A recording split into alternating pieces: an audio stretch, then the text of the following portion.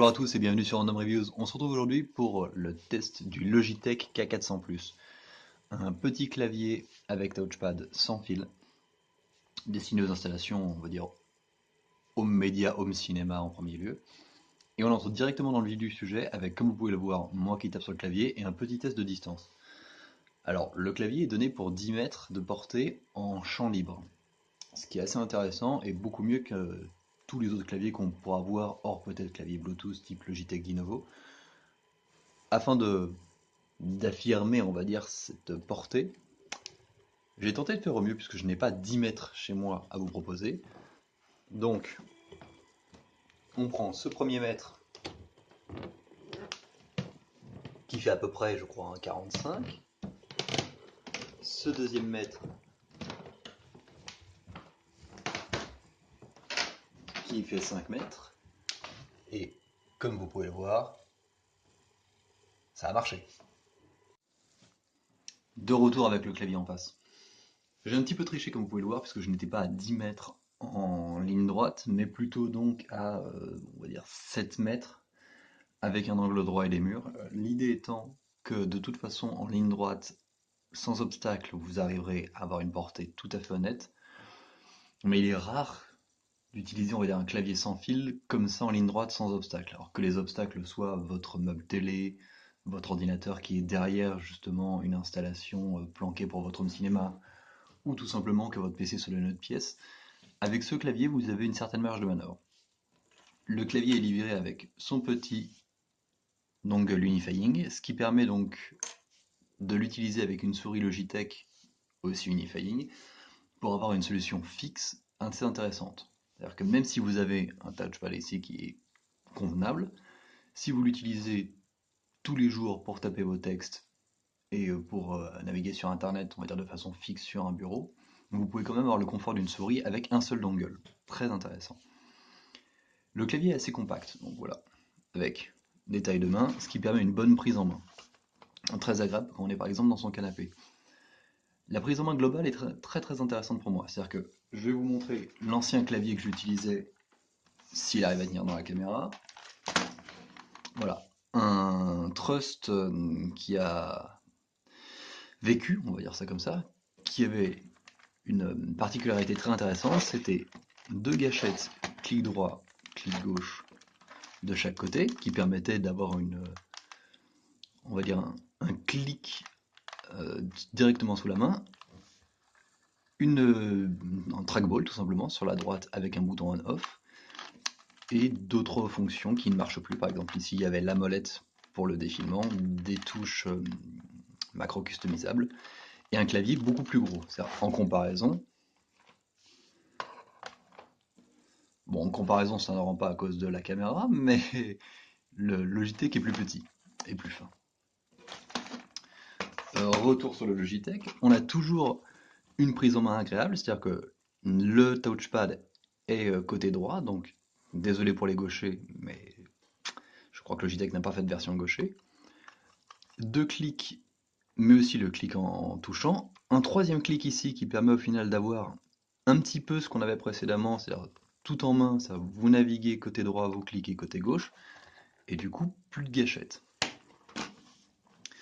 Quelques touches pour le volume, mute, volume moins, volume plus, qui contrôle directement Windows, et des macros préenregistrés, c'est-à-dire éteindre le PC, chanson next, ainsi de suite, éjecter le lecteur CD, bref, rien de bien folichon, et de toute façon les macros ne sont pas programmables, je crois.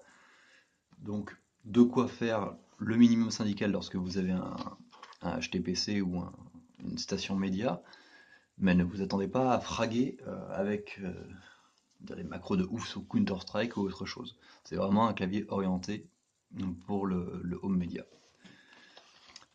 Le bouton on-off est à l'arrière. Alors, on voit, voilà, je vais essayer de faire un petit peu de focus dessus. Le seul moyen de voir si vous avez allumé ou éteint votre clavier est par l'indicateur de couleur dans le bouton. C'est-à-dire que, voilà, vous voyez un petit peu de rouge ici, un petit peu de vert ici, c'est tout. Rien dans le clavier ne s'allume. Ce qui a été un petit peu peut-être décrié sur internet, puisque lorsque vous appuyez sur touche vers maj pour avoir par exemple, enfin, le caps lock pour avoir vos majuscules tout le temps, il n'y a pas d'indication autre que le fait que vous tapiez en majuscule. Certains apprécient avoir une petite lumière, d'autres pas. Moi, j'avais bien aimé sur le précédent que j'utilisais le fait que le rond s'allume en rouge pour marquer que le clavier marche. Au final, c'est pas gênant, puisque j'éteins et j'allume mon clavier tout le temps. C'est-à-dire, je commence à regarder mon film, j'éteins le clavier. Je veux reprendre, je rallume le clavier.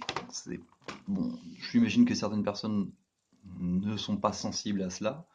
Moi, par souci d'économie de batterie, pour pas les changer toutes les 30 secondes, je préfère le faire. Donc au final, c'est pas très gênant de devoir recliquer, décliquer, sachant qu'il n'y a pas de reconnexion. C'est vraiment instantané, dès que vous appuyez sur le bouton, tout marche. D'un point de vue batterie, donc le compartiment batterie en dessous permet de planquer les deux batteries AAA, il me semble. Bref, la batterie tout à fait standard. Et il y a aussi, alors je ne sais plus ni quoi ni où ni comment, mais le moyen, il me semble, de planquer le dongle, voilà, ici. Donc si vous voulez le transporter, c'est toujours ça de gagner. On va rebrancher. On va faire avec la paix. Voilà. D'un point de vue confort de frappe, c'est tout à fait agréable. C'est un clavier, on va dire, type chiclette, type ce que vous avez sur vos ordinateurs portables. Alors on n'est pas au niveau du confort de frappe d'un MacBook Pro, j'imagine, avec ce chiclette métallique très fin. On est sur du full plastique, mais c'est relativement agréable et de toute façon, c'est pas un clavier mécanique pour taper du texte à longueur de journée. Si c'est ce que vous cherchez, ne l'achetez pas. C'est vraiment un clavier orienté HTPC ou orienté navigation, usage courant. Et pour ça, il fait très bien le taf. Pas trop bruyant, ce qui est appréciable, contrairement à mon ancien Logitech, qui n'était même pas un mécanique et qui peut être, on va dire, très perturbant. Ici, lorsque vous regardez un film, lorsque vous êtes dans votre canapé, même en tapant comme un bourrin, ça reste honnête. Les clics, pareil, ne font pas trop de bruit et répondent bien, donc c'est très agréable. Le touchpad, qui est sale, voilà, a des fonctions avancées, c'est-à-dire le scroll avec deux doigts, il me semble peut-être le pinch to zoom, donc le fait de faire ceci, enfin, certaines fonctions avancées que vous pouvez activer ou désactiver. Moi actuellement je ne me sers que du scroll avec deux doigts puisque c'est vraiment le plus pratique. C'est toujours agréable, sachant que donc il n'y a pas de molette physique sur ce clavier, c'est toujours sympa d'avoir un moyen de faire défiler les pages rapidement. D'un point de vue ergonomie, il est honnête et assez étrange. Je m'explique.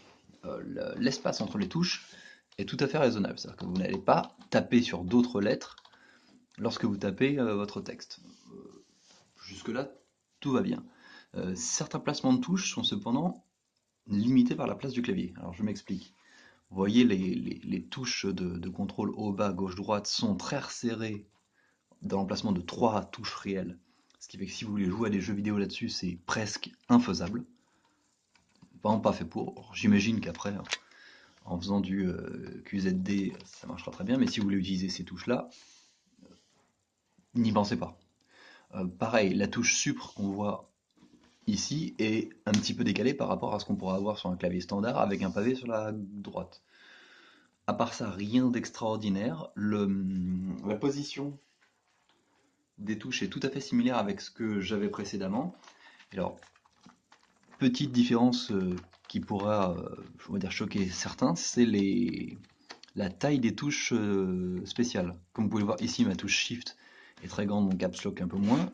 Ici, c'est l'inverse. Alors, en fonction des claviers, différentes configurations sont possibles. C'est-à-dire qu'un clavier standard, on va dire le clavier IBM de base, n'aura pas cette configuration. Ici, c'est le choix qui a été fait pour justement rentrer dans l'espace minimum.